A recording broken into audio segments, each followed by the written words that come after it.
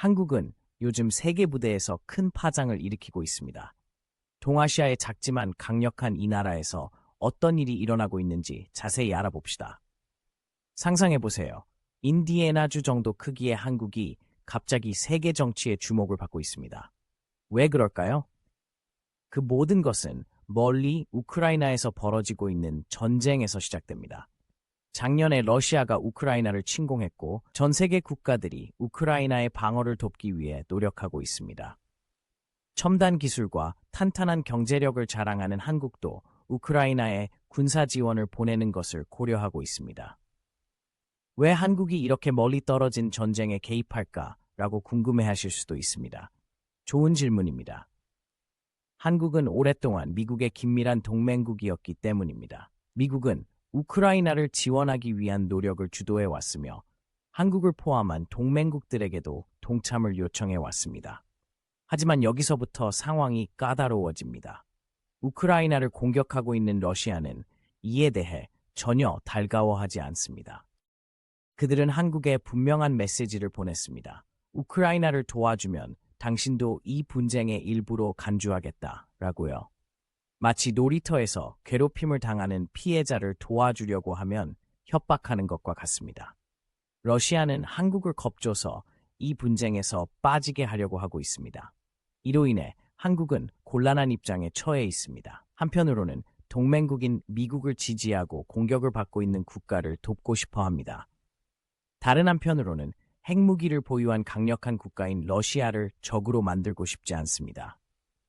그렇다면 한국은 지금까지 무엇을 했나요? 영리하게 대처했습니다. 무기를 직접 보내는 대신 우크라이나에 인도적 지원을 많이 보냈습니다. 무려 1,300억 원 상당의 원조를 보냈습니다. 미화로 약 1억 달러에 해당하는 금액입니다. 이 지원에는 전쟁으로 인해 우크라이나 국민들이 절실히 필요로 하는 식량, 의료품, 기타 생필품 등이 포함되어 있습니다. 미국은 한국의 노력을 알아보고 높이 평가했습니다. 미국 대통령이 근무하는 백악관에서도 한국의 도움에 대해 칭찬을 아끼지 않고 있습니다. 백악관을 대변하는 중요한 인물인 존 커비는 최근 우크라이나에 대한 한국의 원조가 얼마나 가치 있는 일인지에 대해 이야기했습니다. 그는 또한 미국과 한국은 매우 가까운 친구이자 파트너라는 강력한 동맹을 맺고 있다는 사실을 모두에게 상기시켰습니다. 미국과 한국의 동맹은 오래전으로 거슬러 올라갑니다. 1950년대 한국전쟁 이후 양국은 서로를 보호하기로 약속하는 조약을 체결했습니다. 언제나 내 편이 되어주겠다고 약속하는 가장 친한 친구가 있는 것과 같습니다. 미국은 한국에 군사기지를 두고 있으며 특히 북한의 위협으로부터 한국을 보호하는 데 도움을 주고 있습니다. 북한에 대해 말하자면 이것이 러시아와 우크라이나의 상황이 한국의 중요한 또 다른 이유입니다. 북한은 한국의 이웃 국가이며 오랫동안 위협이 되어 왔습니다.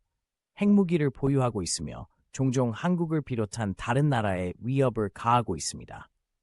러시아는 최근 북한과 우호적인 관계를 유지하고 있어 한국을 긴장시키고 있습니다. 따라서 한국은 많은 것을 생각해야 합니다. 어떻게 하면 러시아를 너무 화나게 하지 않으면서 동맹국인 미국을 지원하고 우크라이나를 도울 수 있을까요? 북한과 같은 위협으로부터 어떻게 안전을 유지할 수 있을까요? 어떻게 하면 강력한 경제력과 첨단 기술을 활용해 세상을 변화시킬 수 있을까요? 쉬운 답이 없는 큰 질문들입니다. 하지만 한국은 물러서지 않습니다. 한국은 상대적으로 작은 나라이지만 큰 영향력을 발휘할 수 있다는 것을 전 세계에 보여주고 있습니다. 사람을 해치는 무기 대신 사람을 돕는 원조를 보내는 등 근육 대신 두뇌를 사용하고 있습니다. 이 현명한 접근 방식이 주목받고 있습니다.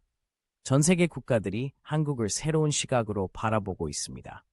어려울 때일수록 옳은 일을 옹호하는 것을 두려워하지 않는 대한민국을 보고 있습니다. 미국의 좋은 동맹국으로서 균형을 잡으면서도 불필요한 적을 만들지 않으려 노력하는 대한민국을 보고 있는 것입니다. 하지만 이는 정치와 원조에만 국한된 것이 아닙니다. 한국은 다른 분야에서도 힘을 발휘하고 있습니다. 한국의 첨단 기술에 대해 이야기했던 것을 기억하시나요? 그 기술을 군사 분야에서도 활용하고 있습니다. 정말 인상적인 무기와 군사 장비를 개발하고 있습니다. 폴란드와 같은 국가들은 품질이 우수하고 배송이 빠르다는 이유로 이러한 무기를 구매하고 있습니다. 이는 한국이 단순히 스마트폰과 TV만 잘 만드는 나라가 아니라는 것을 보여주기 때문에 큰 의미가 있습니다. 물론 실제로도 그렇죠. 또한 방위 산업에서도 주요 플레이어가 되고 있습니다. 이는 세계 무대에서 더 많은 영향력을 행사하고 경제에도 도움이 됩니다. 우크라이나에 대한 원조, 영리한 외교, 첨단 군사 기술 등 이 모든 것이 한국이 글로벌 강국으로 부상하는 과정의 일부입니다. 큰 변화를 일으키기 위해 꼭 대국이 될 필요는 없다는 것을 보여주고 있습니다. 똑똑하고 혁신적이며 신념을 지킬 수 있을 만큼 용감하기만 하면 됩니다. 물론 이 여정에 위험이 없는 것은 아닙니다. 글로벌 이슈에 더 많이 참여함으로써 한국은 더 많은 주목을 받게 될 것입니다. 이는 더 많은 국가가 한국의 행동을 주시하게 될 것이며 일부 국가는 이를 항상 좋아하지 않을 수도 있다는 것을 의미합니다. 한국의 행동이 러시아나 북한과 같은 국가를 화나게 할 수 있는 위험은 항상 존재합니다. 하지만 지금까지 한국은 이 까다로운 물살을 잘 헤쳐나가고 있는 것 같습니다. 큰 싸움을 시작하지 않고도 변화를 만들 수 있는 방법을 찾고 있습니다. 강력한 경제력과 첨단 기술 등 자신들의 강점을 활용해 영향력과 존경을 얻고 있습니다. 이 모든 과정을 지켜보면서 대한민국이 역사의 새로운 장을 쓰고 있다는 사실이 분명해졌습니다. 대한민국은 더 이상 1950년대 전쟁으로 폐허가 된 나라가 아닙니다. 더 이상 훌륭한 전자제품만 만드는 나라가 아닙니다. 세계 정치의 진정한 주역이 되고 있으며 다른 나라들이 리더십과 혁신을 위해 주목하는 나라가 되었습니다. 한국의 젊은이들에게는 지금이 매우 흥미로운 시기입니다. 그들은 조국이 새로운 방식으로 세계 무대에 진출하는 것을 보고 있습니다. 대한민국이 만드는 제품, 대한민국이 제공하는 원조, 지도자들의 결정이 전 세계에 실질적인 영향을 미치는 것을 목격하고 있습니다. 그리고 다른 나라 사람들에게 한국의 부상은 연결된 세상에서 모든 국가가 변화를 일으킬 수 있는 잠재력을 가지고 있다는 것을 상기시켜 줍니다. 이는 현명한 외교, 경제력, 기술 혁신이 군사력만큼이나 강력한 힘을 발휘할 수 있다는 사실을 상기시켜 줍니다. 미래를 바라보면서 한국이 이러한 복잡한 글로벌 이슈를 어떻게 헤쳐나갈지 지켜보는 것은 매우 흥미로울 것입니다. 러시아를 화나게 하지 않으면서 우크라이나를 지원할 방법을 계속 찾을 수 있을까요? 한국의 군사 기술이 더욱 발전하고 더 많은 관심을 받게 될까요? 글로벌 문제 해결을 위해 더 큰 역할을 맡게 될까요? 시간이 지나야 알 수 있습니다. 하지만 한 가지 분명한 것은 한국은 주목해야 할 나라입니다. 한국은 선한 영향력, 기술 강국, 유능한 외교력을 동시에 발휘할 수 있다는 것을 전 세계에 보여주고 있습니다. 그리고 이를 통해 글로벌 파워와 영향력에 대한 우리의 생각을 바꾸고 있습니다. 그러니 다음에 뉴스에서 한국에 대한 소식을 접할 때 이 작은 나라가 큰 일을 해내고 있다는 사실을 기억하세요. 오늘날의 세계에서 중요한 것은 국가의 크기가 아니라 아이디어, 혁신, 그리고 마음의 크기라는 것을 증명하고 있습니다. 한국과 미국은 함께 군대를 더 강하게 만들기 위해 큰 발걸음을 내딛고 있습니다. 최근 폴 라카메라 주한미군 사령관은 미국 의원들에게 실사격 훈련을 재개할 때가 되었다고 말했습니다. 실사격 훈련은 군인들이 실제 총알과 폭발물을 사용하는 연습 전투입니다. 양국이 이런 종류의 훈련을 함께한 지 오래되었습니다. 라카메라는 군에 관한 결정을 내리는 정치인들로 구성된 상원군사위원회와 이야기를 나눴습니다. 그는 예산이 충분하지 않아 이런 중요한 훈련을 하기가 어렵다고 말했습니다. 그는 두 나라 모두 군인들이 어떤 상황에도 대비할 수 있도록 국방비를 더 많이 지출해야 한다고 생각합니다. 실사격 훈련이 왜 그렇게 중요한가요? 농구를 배운다고 상상해 보세요. 하루 종일 드리블과 슛을 연습할 수 있지만 실제 경기를 해보기 전까지는 자신이 얼마나 잘하는지 알 수 없습니다. 군인도 마찬가지입니다. 가능한 한 실제 전투에 가까운 조건에서 연습해야 합니다. 이러한 훈련을 통해 군인들은 시끄럽고 혼란스러운 상황에서 함께 일하는 방법을 배울 수 있습니다. 주변에서 폭발이 일어났을 때 의사소통하고 움직이고 신속하게 의사결정을 내리는 방법을 배웁니다. 단순히 정확하게 사격하는 것만이 중요한 것이 아닙니다. 스트레스가 많은 상황에서도 침착하고 집중력을 유지하는 것이 중요합니다. 라카메라는 이러한 훈련 없이는 군인들이 실제 전투에 임할 준비가 되어 있는지 알기 어렵다고 설명합니다. 그는 내일 전쟁이 시작되면 군대가 제대로 준비되어 있지 않을 수 있다고 걱정합니다. 그렇다면 애초에 왜 이런 훈련을 중단했을까요?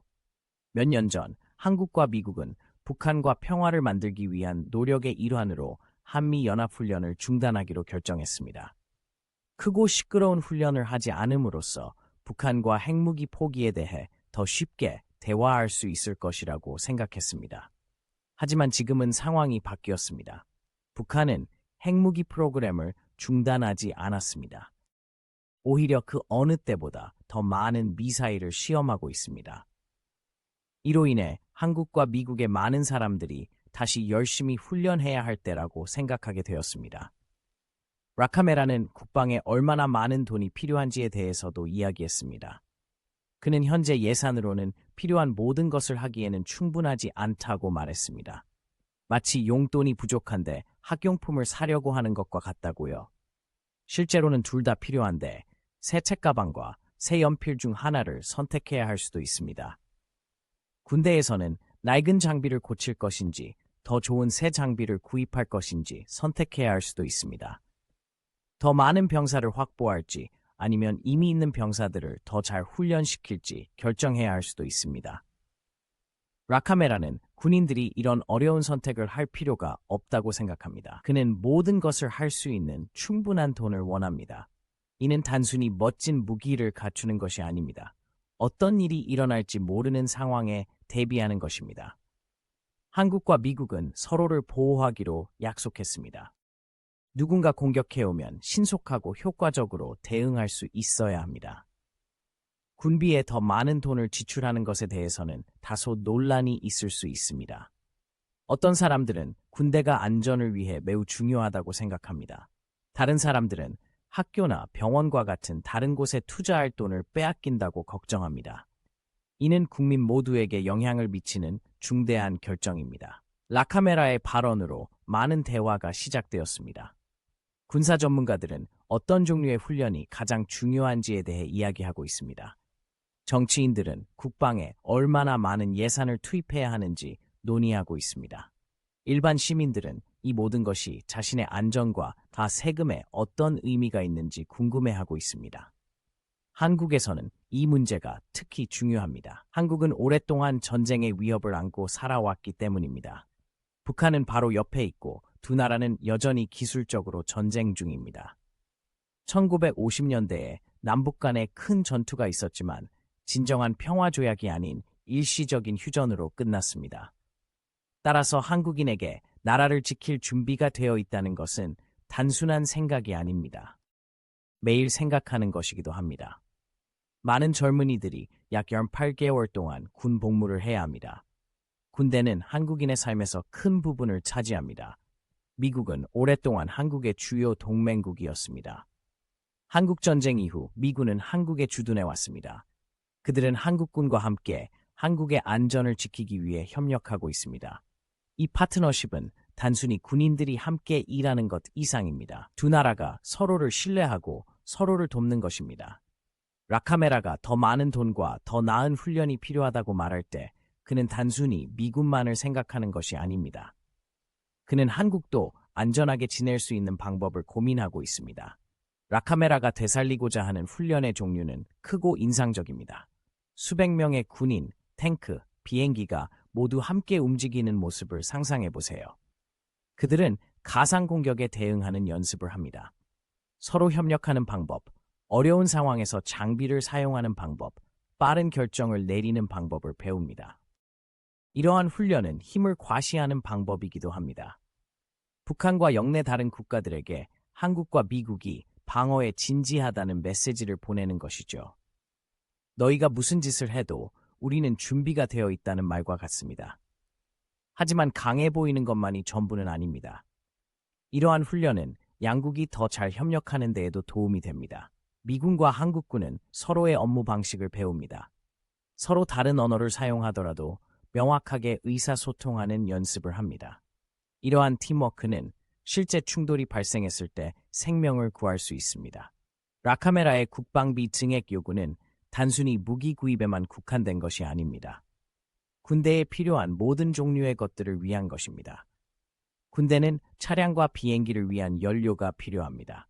군인들을 위한 식량과 보급품도 필요합니다. 장비를 유지 및 수리해야 합니다. 병사와 장교를 위한 훈련과 교육 비용도 필요합니다. 이 모든 것이 합쳐지면 많은 돈이 필요합니다.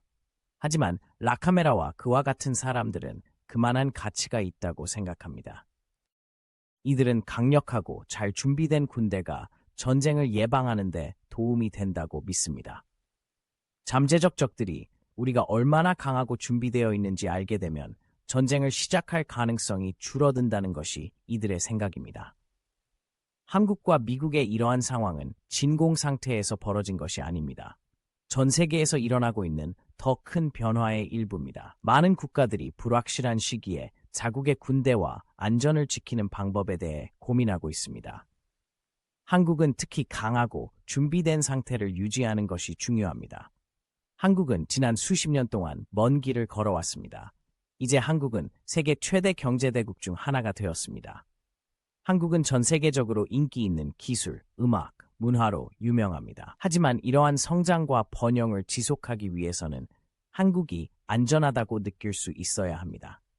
그래서 라카메라의 발언이 많은 주목을 받고 있습니다. 그는 단순히 군사훈련과 돈에 대해서만 이야기하는 것이 아닙니다. 그는 변화하는 세계에서 한국을 안전하고 번영하게 하는 방법에 대해 이야기하고 있습니다. 큰 도전이지만 한국과 미국이 함께 직면하고 있는 문제이기도 합니다. 이 이야기가 계속 전개됨에 따라 많은 사람들이 예의주시하고 있을 것입니다. 한국과 미국이 대규모 실사격 훈련을 재개할까요? 국방비를 더 많이 지출할까요? 북한과 영내 다른 국가들은 어떻게 반응할까요? 이 질문들은 쉬운 답이 없는 큰 질문들입니다. 하지만 한 가지 분명한 것은 대한민국은 어떤 도전에 직면하더라도 강하고 안전한 국가를 유지하기로 결심했다는 것입니다. 더운 여름날, 대한민국 울산 앞바다에서 예기치 못한 일이 벌어졌습니다. 러시아 어선에 화재가 발생해 시커먼 연기가 하늘로 치솟았습니다. 단순한 화재가 아니라 러시아 선원 수 5명이 심각한 위험에 처할 수 있는 위험한 상황이었죠. 대한민국 해군과 공군은 잠시도 망설이지 않았습니다. 우크라이나 분쟁으로 인해 한국과 러시아 사이의 긴장이 고조된 상황이었지만 한국인들은 도와야 한다는 것을 알고 있었습니다. 선원들을 구조하기 위해 선박과 헬리콥터를 보내며 신속하게 행동에 나섰습니다. 불타는 배에 부딪히는 거대한 파도, 앞이 보이지 않을 정도로 짙은 연기, 필사적으로 도움을 기다리는 겁에 질린 선원들의 모습을 상상해 보세요. 마치 액션 영화의 한 장면 같았지만 실제 상황이었죠. 한국 구조대원들은 이들을 구하기 위해 용감하고 숙련된 기술을 발휘해야 했습니다. 구조선과 헬기가 불타는 배에 다가갈 때 러시아 선원들은 두려움과 희망이 뒤섞인 감정을 느꼈을 것입니다. 과연 제 시간에 구조될 수 있을까요? 자국 정부와 문제가 있는 나라에서 온 구조대원들을 믿을 수 있을까요? 한국 구조팀은 불길과 거친 바다와 싸우며 지칠 줄 모르고 일했습니다. 특수 장비를 사용해 선원들을 물 밖으로 끌어내고 구조대원들을 불타는 배 위로 내려보냈습니다. 위험한 작업이었지만 최대한 많은 생명을 구하겠다는 의지로 임했습니다. 구조 작업은 몇 시간이고 계속되었습니다. 한국 팀은 상황이 어려워 보일 때에도 포기하지 않았습니다. 그들은 매 순간이 중요하다는 것을 알았고 자신들이 러시아 선원들에게 유일한 희망이라는 것을 알았습니다. 결국 이들의 노력은 결실을 맺었습니다. 러시아 어선에 타고 있던 25명의 선원 중 21명이 구조되었습니다. 21명이 가족의 품으로 돌아갈 수 있었던 것은 모두 한국 구조대원들의 용기와 기술 덕분이었습니다. 이 구조가 왜 그렇게 중요한지 궁금하실 수도 있습니다. 글쎄요, 단순히 생명을 구하는 것만이 중요한 것은 아닙니다. 이번 구조는 대한민국과 대한민국 국민에 대해 정말 특별한 무언가를 보여줍니다.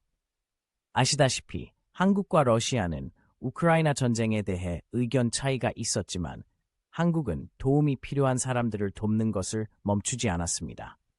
생명을 구하는 데 있어서는 정치는 중요하지 않다는 것을 보여주었습니다. 중요한 것은 옳은 일을 하고 동료 인간을 돕는 것입니다. 이 구조는 전 세계의 뉴스를 장식했습니다. 특히 러시아 사람들은 큰 감동을 받았습니다. 많은 러시아인들이 소셜미디어를 통해 자국민을 구해준 한국에 감사를 표했습니다. 감사합니다, 대한민국. 당신의 친절을 잊지 않겠습니다. 등의 메시지를 올렸습니다. 평소 다른 나라에 대해 좋은 말을 잘하지 않는 일부 러시아 정부 관계자들도 한국이 놀라운 일을 해냈다는 사실을 인정하지 않을 수 없었다. 그들은 한국의 구조에 대해 공개적으로 감사를 표했고, 이는 국제 정치계에서 큰 이슈가 되었습니다. 이번 구조는 단순히 인명을 구한 것 이상으로 러시아인들이 한국을 바라보는 시각을 개선하는 데 도움이 되었습니다. 우크라이나 사태로 인해 한국에 대해 부정적인 감정을 가지고 있던 많은 러시아인들이 갑자기 한국을 새로운 시각으로 바라보게 되었습니다. 그들은 한국을 용감하고 친절한 사람들이 사는 나라, 심지어 자신과 문제가 있는 나라에서 온 사람일지라도 목숨을 걸고 다른 사람을 돕는 나라로 여겼습니다.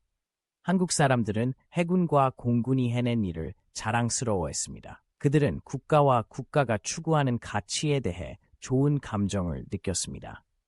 많은 한국인들이 이것이 바로 우리다. 우리는 무슨 일이 있어도 도움이 필요한 사람들을 돕습니다. 라고 말했습니다. 이번 구조는 한국군이 얼마나 숙련되고 장비를 잘 갖추고 있는지도 보여주었습니다. 위험한 상황에서 어려운 구조 작업을 성공적으로 수행했다는 것은 한국군이 세계 최고 수준이라는 것을 증명했습니다. 한국 국민들은 이렇게 유능한 사람들이 나라를 지키고 있다는 사실에 더욱 안전하다고 느꼈습니다. 하지만 이 구조의 영향은 러시아와 한국에만 국한되지 않았습니다. 전 세계의 다른 국가들도 주목했습니다. 그들은 한국의 상황 대처 방식을 보고 감명을 받았습니다. 많은 국가들이 한국을 책임감 있고 신뢰할 수 있는 국가, 즉 친구이자 동맹국으로서 원하는 국가로 인식하게 된 것입니다. 이 구조는 현재 진행 중인 우크라이나 분쟁에 대한 긴장에도 영향을 미쳤습니다. 모든 문제가 해결된 것은 아니지만 한국과 러시아 사이에 우호적인 분위기가 조성된 것은 사실입니다. 큰 이슈에 대해 의견이 다른 국가라도 정말 중요한 문제에선 협력할 수 있다는 것을 보여주었습니다.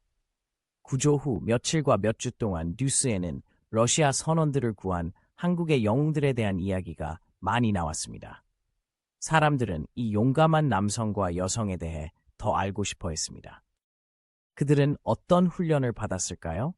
무엇이 그들을 낯선 사람들을 위해 목숨을 걸게 만들었을까요?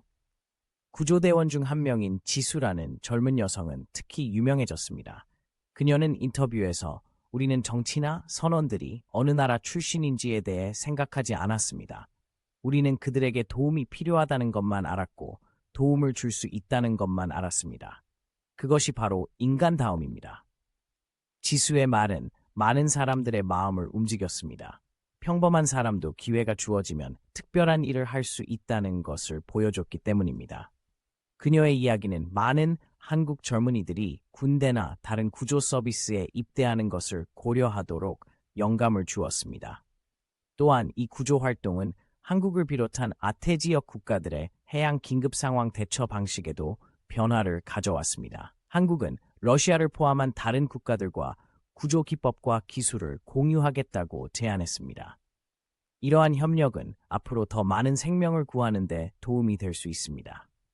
일각에서는 한국의 이러한 행동에 대해 국제평화상 후보로 추천해야 한다는 제안도 있었습니다. 비록 실현되지는 못했지만 이 아이디어는 이 한 번의 친절이 전 세계에 얼마나 큰 감동을 주었는지 보여줍니다. 한국 전역의 학교에서는 교사들이 이 구조를 연민과 용기에 대한 교훈으로 삼았습니다.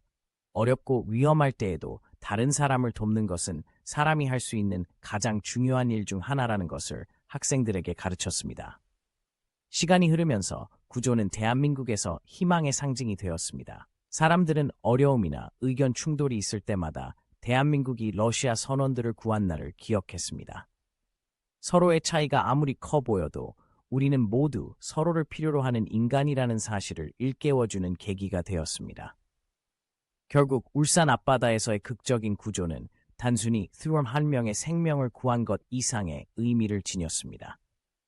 대한민국과 대한민국 국민의 진정한 모습을 전 세계에 보여줬습니다. 친절과 용기가 아무리 큰 정치적 간극도 메울 수 있다는 것을 증명했습니다. 그리고 어려운 시기에도 인류가 가진 최고의 자질이 빛을 발할 수 있다는 희망을 주었습니다.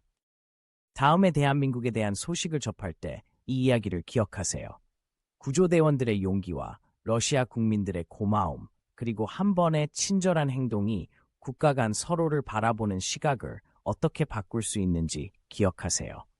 서로의 차이를 제쳐두고 도움이 필요한 사람들을 돕기 위해 함께 노력할 때 무엇이 가능한지를 일깨워주는 강력한 사례입니다. 한국과 러시아의 관계는 아주 오래전으로 거슬러 올라갑니다. 우정과 비즈니스, 그리고 어려울 때 서로를 도왔던 이야기입니다.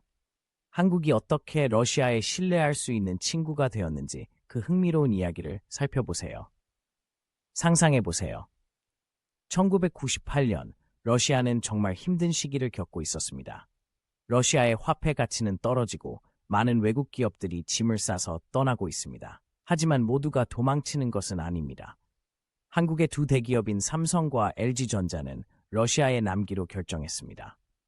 이는 용감한 결정이며 러시아인들은 잊지 못할 것입니다. 그렇다면 다른 기업들이 떠날 때 이 두 기업은 왜 남아 있을까요? 그들은 남들이 보지 못한 것을 보았기 때문입니다. 그들은 러시아의 미래를 믿었습니다. 이 힘든 시기가 영원히 지속되지는 않겠지. 우리가 여기 남아 있으면 러시아가 다시 일어설 수 있도록 도울 수 있고 함께 성장할 수 있을 것이다 라고 생각했습니다. 그리고 그거 아세요? 그들의 말이 맞았어요. 러시아가 회복되기 시작하자 사람들은 어려운 시기에 자신들을 도와준 사람들을 기억했습니다. 삼성과 LG가 유명해졌습니다. 러시아인들은 그들의 TV, 휴대폰, 세탁기를 구매하기 시작했습니다. 단순히 제품이 좋았기 때문만이 아니라 실제로도 좋았죠. 자신을 버리지 않은 이 기업들과 유대감을 느꼈기 때문이기도 했습니다. 하지만 삼성은 여기서 멈추지 않았습니다. 삼성은 우리가 러시아에 관심을 갖고 있다는 것을 어떻게 보여줄 수 있을까라고 생각했습니다. 그래서 그들은 기발한 아이디어를 떠올렸습니다. 바로 러시아에서 가장 사랑받는 문화기관을 지원하기 시작한 것입니다. 볼쇼이 극장에 대해 들어본 적이 있나요? 사람들이 발레와 오페라를 관람하는 유명한 장소입니다.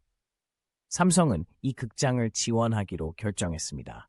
그들은 또한 톨스토이 문학상이라는 것에 돈을 기부하기 시작했습니다. 레오 톨스토이는 전쟁과 평화와 같은 중요하고 큰 책을 쓴 러시아의 유명한 작가입니다. 삼성은 이 상을 지원함으로써 우리는 단순히 물건을 팔고 싶지 않습니다. 우리는 러시아 문화를 강력하고 활기차게 유지하도록 돕고 싶습니다. 라고 말하고자 했습니다. 이것은 매우 현명한 조치였습니다. 러시아인들은 그들의 문화, 예술, 문학을 사랑합니다. 이러한 것들을 지원함으로써 삼성은 더 이상 단순한 기업이 아니었습니다. 삼성은 러시아의 전통을 살리는 친구이자 파트너가 되었습니다. 잠시 시간을 거슬러 올라가 보겠습니다. 2011년부터 2016년까지 놀라운 일이 일어났습니다. 삼성은 러시아에서 가장 사랑받는 브랜드로 선정되었습니다. 잠시 생각해 보세요. 한국의 기업이 러시아의 어떤 브랜드보다 더 많은 사랑을 받았다고요? 러시아 회사가 미국에서 가장 사랑받는 브랜드가 된 것과 같습니다. 대단한 일이죠. 하지만 이것은 단순히 삼성에 대한 이야기가 아닙니다. 한 국가로서 한국이 러시아와 어떻게 강력한 관계를 구축했는지에 대한 이야기입니다. 한 나라의 기업이 좋은 일을 하면 사람들은 그 나라 전체에 대해 더 좋은 생각을 하게 됩니다. 그래서 러시아인들은 와, 한국 기업이 우리를 이렇게 잘 대해주면 한국은 정말 좋은 곳일 거야 라고 생각하기 시작했습니다. 이러한 좋은 느낌은 다른 분야로도 퍼져나갔습니다. 러시아 학생들이 한국어 학습에 관심을 갖기 시작했습니다. 한국 드라마와 영화를 보기 시작했습니다. 한국 음식을 먹어보기도 했습니다. 한국 문화에 대한 관심의 물결이 러시아 전역을 휩쓸었습니다. 그리고 그것은 일방적인 것이 아니었습니다. 한국인들도 러시아에 더 많은 관심을 갖게 되었습니다. 러시아어를 배우고, 러시아 도시를 방문하고, 러시아 역사를 공부하기 시작했습니다. 마치 대규모 문화교류 프로그램처럼 보였지만 이는 모두 현명한 비즈니스 결정 덕분에 자연스럽게 일어난 일이었습니다. 이제 이 모든 것이 오늘날과 무슨 관련이 있을까요? 라고 궁금해하실 수도 있습니다. 알고 보면 꽤 많은 관련이 있습니다. 국가 간 경제적 유대가 강하면 정치적 의견 차이를 완화하는 데 도움이 될 수 있습니다. 한국과 러시아 정부가 모든 면에서 의견이 일치하지 않더라도 양국 국민은 서로에게 따뜻한 감정을 가지고 있는 경우가 많습니다. 이러한 관계는 현실적으로도 영향을 미쳤습니다. 예를 들어 한국이 석유와 가스 같은 에너지 자원이 필요할 때 러시아는 종종 좋은 가격에 판매할 의향이 있습니다. 러시아는 첨단 기술 제품이 필요할 때 한국 기업을 먼저 찾는 경우가 많습니다. 하지만 항상 순조로운 항해만 있는 것은 아닙니다. 때때로 큰 국제적 사건은 아무리 돈독한 우방국 관계도 긴장시킬 수 있습니다. 최근 몇 년 동안 한국과 러시아 사이에는 어려운 정치적 상황으로 인해 상황이 다소 까다로워졌습니다. 하지만 수년간의 경제 협력과 문화 교류로 다져진 탄탄한 기반 덕분에 양국은 대개 문제를 해결할 방법을 찾았습니다. 잠시 몇 가지 수치에 대해 이야기해 보겠습니다. 코로나19 팬데믹이 상황을 뒤흔들기 전인 2019년 한국과 러시아 간의 교역액은 약 220억 달러였습니다. 엄청난 금액이죠. 두 나라가 서로에게 얼마나 중요한 관계였는지 알 수 있는 수치입니다. 그리고 대기업만 비즈니스를 하는 것이 아닙니다. 한국의 많은 중소기업들도 러시아에서 성공을 거두었습니다. 화장품부터 자동차 부품까지 다양한 제품을 판매하고 있습니다. 이를 통해 양국에서 일자리가 창출되고 양국 경제가 성장하는 데 도움이 되었습니다. 이 이야기에는 또 다른 흥미로운 부분이 있습니다. 삼성이 러시아 문화를 지원하는 것에 대해 이야기했던 것을 기억하시나요? 그 아이디어가 퍼져나갔죠. 다른 한국 기업들도 비슷한 일을 하기 시작했습니다. 그들은 러시아에서 음악 축제, 미술 전시회, 스포츠 행사를 후원했습니다. 이는 단순히 비즈니스에만 좋은 것이 아니었습니다. 두 나라 국민들 사이에 우정과 이해의 공감대를 형성하는 데도 도움이 되었습니다. 이제 이 이야기를 현재로 가져와 보겠습니다. 1998년 이후 세상은 많이 변했습니다. 글로벌 금융위기, 팬데믹, 정치적 긴장이 있었습니다. 하지만 그 모든 상황 속에서도 한국과 러시아의 경제적 관계는 매우 견고하게 유지되었습니다. 물론 그 과정에서 몇 가지 어려움이 있었습니다. 때로는 정치적 사건으로 인해 비즈니스가 더 어려워지기도 했습니다. 한국은 러시아와의 우호 관계와 다른 국가, 특히 미국과의 동맹 사이에서 균형을 잡아야 할 때가 있었습니다. 항상 쉬운 일은 아니었습니다. 하지만 중요한 것은 수년간의 경제 협력과 문화 교류로 구축된 기반이 매우 견고하다는 것입니다. 정치적으로 어려운 상황에서도 양국의 비즈니스 리더와 문화계 인사들은 종종 관계를 지속할 수 있는 방법을 찾아냅니다. 미래를 내다보면 도전과 기회가 동시에 존재합니다. 세계는 빠르게 변화하고 있으며 한국과 러시아 모두 이에 적응해야 할 것입니다. 하지만 양국의 경제 협력의 역사는 강력한 출발점을 제공합니다. 그렇다면 이 모든 것에서 우리는 무엇을 배울 수 있을까요? 우선 국제관계에서 비즈니스와 문화적 유대가 얼마나 중요한지 보여줍니다. 이는 단순히 정부가 서로 대화하는 것만이 아닙니다. 기업이 투자하고 사람들이 아이디어를 교환하고 문화가 서로 섞이는 것이 중요합니다. 또한 어려울 때 함께하는 것의 가치를 보여줍니다. 삼성과 LG가 1998년 다른 많은 기업들처럼 러시아를 떠났다면 이 모든 이야기는 달라졌을지도 모릅니다. 때로는 위험을 감수하고 충성심을 보이는 것이 큰 보상을 받을 수 있습니다. 마지막으로 이 이야기는 국가가 서로 매우 다르더라도 강력한 관계를 구축할 수 있다는 사실을 일깨워줍니다. 한국과 러시아는 언어도 다르고 문화도 다르고 정치 시스템도 다릅니다. 하지만 두 나라는 서로 협력하고 서로에게 도움이 되는 방법을 찾았습니다. 이 장을 마무리하면서 이 이야기가 다른 나라에 어떻게 적용될 수 있을지 생각해 볼 필요가 있습니다. 한국이 러시아와의 경제관계를 구축한 방식에서 다른 국가들이 배울 수 있을까요? 더 많은 국가들이 이런 종류의 장기적인 경제 및 문화적 관계를 구축하는 데 집중한다면 어떤 일이 일어날까요? 결국 한국과 러시아의 경제 협력 이야기는 단순한 비즈니스 성공 사례 그 이상입니다. 우정, 문화 교류, 상호 이익에 대한 이야기입니다. 이는 국가가 정치를 넘어선 방식으로 협력하여 시간의 흐름과 글로벌 사건의 부침을 견딜 수 있는 관계를 구축할 수 있는 방법을 보여줍니다. 그리고 점점 더 연결되는 세상에서 이러한 종류의 관계는 그 어느 때보다 더 중요해질 수 있습니다. 글로벌 문화 및 기술 강국으로 부상한 한국의 이야기는 전 세계를 사로잡고 있습니다. 더 이상 스마트폰과 유행하는 K-팝 노래만 있는 것이 아닙니다. 한국의 영향력은 많은 사람들이 미처 깨닫지 못하는 방식으로 삶에 영향을 미치며 널리 퍼져나가고 있습니다. 전 세계 어느 브랜드만큼이나 친숙한 이름이 된 삼성부터 시작해 보겠습니다. 이 한국의 거대 기술 기업은 수년 동안 파장을 일으켜왔지만 단순히 휴대폰과 TV를 판매하는 데 그치지 않습니다. 삼성은 어려운 시기에도 러시아와 같은 국가에서 오랜 시간 동안 관계와 신뢰를 구축해왔습니다. 상상해보세요. 1998년 러시아는 금융위기의 한가운데에 있었습니다. 외국 기업들은 짐을 싸서 떠나고 있었지만 삼성은 그렇지 않았습니다. 삼성은 러시아에 남아 공장을 계속 가동하고 러시아 근로자들을 지원하기로 결정했습니다. 사람들은 잊지 못할 대담한 결정이었습니다. 오늘날 삼성은 러시아에서 단순한 기업이 아니라 문화의 일부가 되었습니다. 삼성은 유명한 볼쇼이 극장을 후원하며 세계에서 가장 유명한 발레와 오페라 하우스의 불을 밝히는데 도움을 주고 있습니다. 한국의 기업이 자국의 문화유산 보존을 돕고 있다는 사실에 러시아 예술 애호가들이 느끼는 자부심을 상상해 보세요. 하지만 삼성은 여기서 멈추지 않았습니다. 러시아 최고의 작가 중 한 명인 톨스토이의 유산을 기념하는 톨스토이 문학상도 후원하고 있습니다.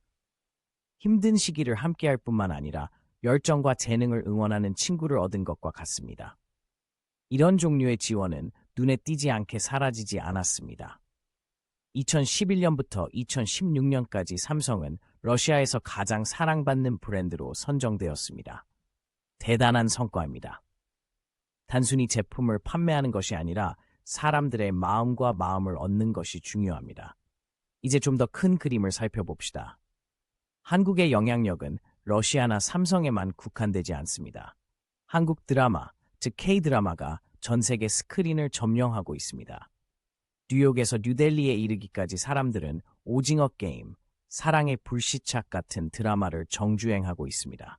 이러한 드라마는 단순한 재미를 넘어 시청자들에게 한국의 문화, 음식, 심지어 언어까지 엿볼 수 있는 기회를 제공하고 있습니다. 언어 얘기가 나와서 말인데 요즘 한국어를 배우려는 사람들이 얼마나 많은지 아시나요? 언어 학습 앱에 한국어 강좌를 신청하는 사람들이 급증하고 있다고 합니다. 더 이상 K-팝 가사를 이해하는 것만이 목적이 아닙니다. 사람들은 진정으로 한국 문화와 더 깊이 소통하고 싶어 합니다. K-팝에 대해 잠시 이야기해 보겠습니다. K-팝은 단순한 음악 장르가 아니라 전 세계적인 현상입니다. 방탄소년단, 블랙핑크, 엑소 등 이들은 단순한 밴드 이름이 아니라 문화, 홍보 대사입니다. 이들의 콘서트는 아시아뿐만 아니라 미국, 유럽, 남미에서도 몇 분 만에 매진됩니다. 헌신적인 것으로 유명한 K-팝 팬들은 한국어를 배우고 한식을 먹으며 심지어 정치운동에도 영향을 미치고 있습니다. 하지만 한국의 영향력은 엔터테인먼트 그 이상입니다. 뷰티와 스킨케어 분야를 살펴봅시다. K-뷰티로 불리는 한국 뷰티 제품은 전 세계의 스킨케어 루틴에 혁명을 일으키고 있습니다. 시트 마스크부터 달팽이 점액질 크림에 이르기까지 한국의 혁신 제품이 뷰티 업계의 트렌드를 주도하고 있습니다. 서양의 주요 뷰티 스토어에 가면 한국 스킨케어 제품 전용 코너를 쉽게 찾을 수 있습니다. 이제 서울의 번화가에 있다고 상상해 보세요.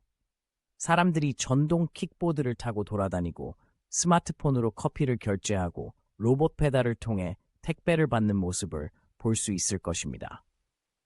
한국은 기술 발전을 따라가는 것이 아니라 선도하고 있습니다. 한국은 세계에서 가장 빠른 인터넷 속도를 자랑하는 나라 중 하나이며 5G 기술의 선두에 서 있습니다. 이러한 한국의 기술력은 코로나19 팬데믹에 대처하는 방식에도 그대로 적용되었습니다. 접촉자 추적과 정보 전파를 위한 한국의 기술 활용은 전 세계적으로 찬사를 받았습니다. 많은 국가들이 현대의 보건 위기를 효과적으로 관리하는 방법의 모범으로 한국을 주목했습니다. 이제 기어를 바꿔 음식에 대해 이야기해 보겠습니다. 한식은 세계 요리계에서 두각을 나타내고 있습니다. 한때 이국적인 발효 음식으로 여겨졌던 김치는 이제 건강상의 이점과 독특한 풍미로 인정받고 있습니다. 전 세계 도시에 한식 바비큐 레스토랑이 생겨나면서 단체 회식이나 축하 모임 장소로 인기를 끌고 있습니다. 스포츠계에서도 한국이 돌풍을 일으키고 있습니다. 한국은 피겨스케이팅부터 골프까지 다양한 종목에서 세계적인 선수들을 배출했습니다. 김연아, 박인비 같은 선수들은 전 세계적으로 인정받고 존경받으며 세계 무대에서 한국의 명성을 더욱 높이고 있습니다. 비즈니스 세계에서도 한국 기업들은 혁신과 품질로 유명합니다. 삼성 외에도 LG, 현대, 기아 같은 기업들은 전 세계적으로 유명합니다. 이 기업들은 단순히 제품을 판매하는 데 그치지 않고 기술, 교통, 가전제품에 대한 사람들의 생각을 바꾸고 있습니다. 한국의 소프트 파워, 즉 무력이나 돈이 아닌 문화와 호소력을 통해 영향력을 행사하는 능력은 날로 강해지고 있습니다. 이러한 영향력은 엔터테인먼트, 기술, 뷰티 등의 분야에서 글로벌 트렌드를 재편하고 있습니다. 하지만 이는 단순히 문화와 제품을 수출하는 것만이 아닙니다. 한국은 관광객, 학생, 기업가들에게도 인기 있는 여행지가 되고 있습니다. 사람들은 초현대적인 도시와 전통 문화가 어우러진 독특한 경험을 하고 명문 대학에서 공부하거나 혁신적인 기술 허브에서 스타트업을 시작하기 위해 한국으로 몰려들고 있습니다. 물론 이 나라의 부상에 어려움이 없었던 것은 아닙니다. 급속한 발전은 소득 불평등과 격렬한 노동 문화와 같은 문제를 야기했습니다. 하지만 한국은 이러한 도전 과제를 해결하면서 혁신과 성장을 지속하는 놀라운 적응력과 진화 능력을 보여주었습니다. 미래를 내다볼 때 세계 무대에서 한국의 영향력은 더욱 커질 것이 분명합니다. 최신 스마트폰부터 중독성 강한 드라마, 최첨단 뷰티 제품부터 군침 도는 요리까지 한국은 전 세계인의 의식 속에 그 흔적을 남기고 있습니다. 따라서 다음에 삼성 휴대폰을 사용하거나 K-드라마를 시청하거나 한국산 마스크를 사용하실 때는 단순히 제품이나 엔터테인먼트에 참여하는 것이 아니라는 점을 기억하세요. 여러분은 동아시아의 작은 반도에서 시작되어 이제 전 세계를 휩쓸고 있는 글로벌 현상, 즉 문화의 물결에 동참하고 있는 것입니다. 한국의 이야기는 아직 끝나지 않았으며 우리 모두는 실시간으로 그 과정을 지켜볼 수 있는 행운을 누리고 있습니다. 다음은 요청하신 스타일로 중학생 수준의 대화체로 작성된 확장된 6장입니다. 한국은 국방기술 분야에서 큰 파장을 일으키고 있습니다. 무슨 일이 일어나고 있는지, 왜 그렇게 흥미로운지 이야기해봅시다. 장난감 병사들과 놀고 있다고 상상해보세요. 탱크, 비행기, 배 등이 있죠. 이제 이 모든 것을 실제로 만들 수 있고 다른 나라에서 구매하고 싶어 할 정도로 잘 만드는 나라를 상상해보세요. 지금 대한민국이 바로 그런 나라입니다. 어렸을 때 친구들과 장난감을 나누겠다고 약속했던 기억이 있으신가요? 한국도 그렇게 하고 있지만 무기라는 크고 강력한 장난감을 가지고 있습니다. 하지만 아무와도 공유하지 않습니다. 친구이자 동맹인 나라들에게만 판매하고 있습니다. 이 친구들 중 하나가 폴란드입니다. 폴란드는 유럽에 있는 나라로 최근 한국에서 멋진 탱크를 들여왔습니다. K2 전차라고 불리는 이 전차는 전차계의 슈퍼히어로와 같은 존재입니다. 빠르고 강하며 멋진 기술로 가득 차 있습니다. 정말 인상적인 것은 한국이 이 전차를 얼마나 빨리 인도했는지입니다. 마치 온라인에서 물건을 주문하면 다음 주가 아니라 바로 다음 날 도착하는 것과 같습니다. 폴란드는 다른 나라들이 군사 장비를 보내는데 매우 느리다는 문제가 있었기 때문에 매우 만족스러워했습니다.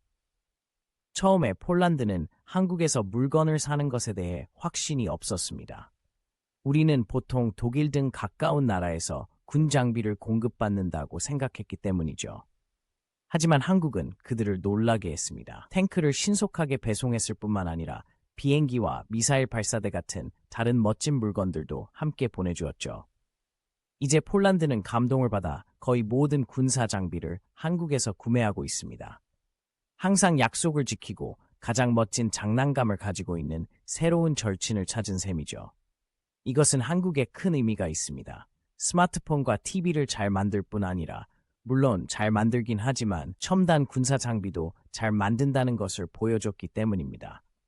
한국은 방위산업 분야에서 미국, 러시아 같은 거대 기업과 경쟁할 수 있는 국가로 부상하고 있습니다. 하지만 단순히 물건만 파는 것이 아닙니다. 한국은 새롭고 더 나은 군사 장비를 만들기 위해서도 열심히 노력하고 있습니다. 그들은 발명가처럼 항상 새로운 것을 개발하기 위해 노력합니다. 그들은 다음과 같은 것들을 연구하고 있습니다. 1. 스스로 비행할 수 있는 초스마트 드론. 2. 적의 레이더에 잡히기 어려운 선박. 3. 아주 멀리 떨어진 목표물을 타격할 수 있는 미사일. 4. 병사들을 더 잘 보호할 수 있는 장갑차. 이 모든 발명품은 다른 나라의 시선을 사로잡고 있습니다. 마치 멋진 새 장난감이 생겼을 때 모든 친구들이 와서 가지고 놀고 싶어 하는 것과 같습니다. 세계 각국에서 한국의 군사 장비를 보고 와, 우리도 저런 걸 갖고 싶다 라고 생각하고 있습니다. 이것은 한국에 정말 좋은 일입니다. 방산 제품을 팔아서 더 많은 돈을 벌 수 있다는 뜻이죠.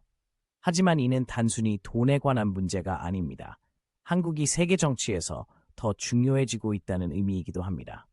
다른 사람들이 원하는 것을 가지고 있을 때 그들은 당신의 말에 더 귀를 기울이고 당신을 존중하는 경향이 있습니다.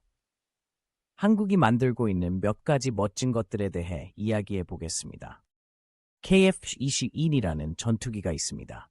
아직 완성되지는 않았지만 완성되면 정말 빠르게 날 수 있고 적의 레이더에도 잡히지 않을 것입니다. 인도네시아와 말레이시아 같은 나라에서는 이미 이 전투기가 완성되면 구매하고 싶어 합니다. 그리고 KDDX 구축함이라는 배도 있습니다. 모든 종류의 무기와 레이더 시스템을 갖춘 떠다니는 요새와 같습니다. 다른 함선을 보호하고 적의 미사일을 격추할 수 있습니다. 대규모 해군을 보유한 국가들이 이 프로젝트를 주시하고 있습니다. 한국도 자체 위성을 만들기 위해 노력하고 있습니다. 이것은 TV 신호가 나오는 종류가 아닙니다. 우주에서 지상에 매우 상세한 사진을 찍을 수 있는 특수 군사 위성입니다. 적의 움직임을 포착하거나 미사일 발사를 경고하는 데 도움이 될 수 있습니다. 이 모든 신기술은 단순히 다른 나라에 판매하기 위한 것이 아닙니다. 한국도 자국의 군대를 더 강하게 만들기 위해 이 기술을 활용하고 있습니다. 필요시 자신과 동맹국을 보호할 준비가 되어 있기를 원합니다. 한국은 거친 성격의 이웃에 살고 있기 때문에 이것은 정말 중요합니다. 바로 옆에 있는 북한은 종종 문제를 일으킵니다. 가까운 중국도 점점 더 강력해지고 있으며 때로는 다른 국가들을 밀어붙이기도 합니다.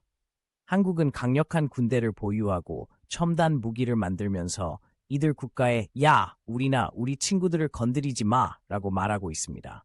다른 나라들도 이 모든 것을 눈치채고 있습니다. 오랫동안 한국의 가장 큰 동맹국이었던 미국은 한국의 발돋움을 보고 매우 기뻐하고 있습니다. 많은 프로젝트에서 함께 일하고 있습니다. 스스로도 강할 뿐 아니라 서로를 강하게 만들어주는 친구가 있는 것과 같습니다.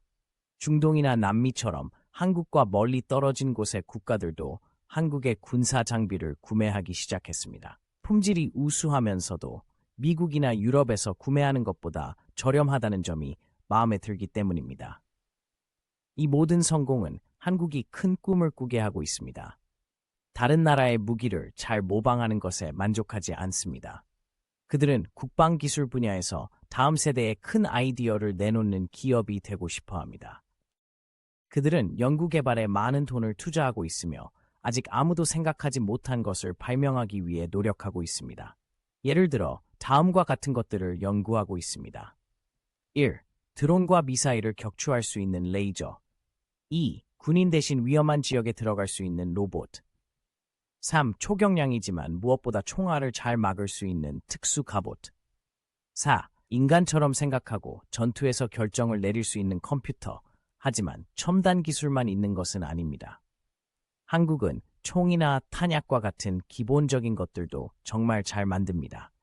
안정적으로 작동하고 비용이 많이 들지 않는 물건을 만드는 것으로 유명합니다.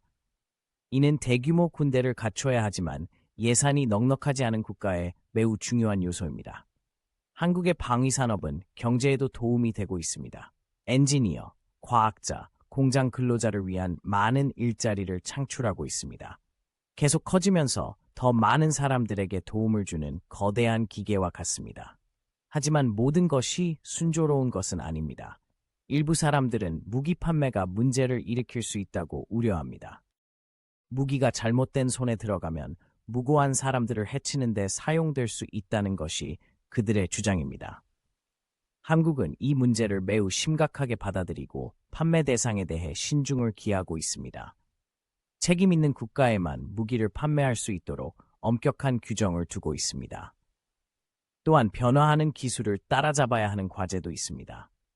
오늘 최신 기술이 내일은 구식이 될 수도 있습니다. 한국은 경쟁에서 앞서 나가기 위해 계속 혁신하고 개선해야 합니다. 이러한 도전에도 불구하고 한국 방위산업의 미래는 밝아 보입니다. 한국 방위산업은 세계 유수의 기업들과 경쟁할 수 있다는 것을 보여줬기 때문입니다. 신뢰할 수 있고 혁신적이며 품질에 최선을 다하는 기업들입니다. 계속해서 새로운 아이디어를 내놓고 전진하는 한 세계 무대에서 더욱 성장하고 중요해질 것입니다. 따라서 다음에 어떤 국가에서 새로운 군사 장비를 구매한다는 소식을 들었을 때 그 장비가 한국에서 나온다고 해서 놀라지 마세요. 유럽의 산악지대에서 중동의 사막에 이르기까지 한국의 탱크, 비행기, 선박이 그 명성을 떨치고 있습니다. 전 세계가 한국이 다음에는 무엇을 내놓을지 지켜보고 있는 흥미로운 시기입니다.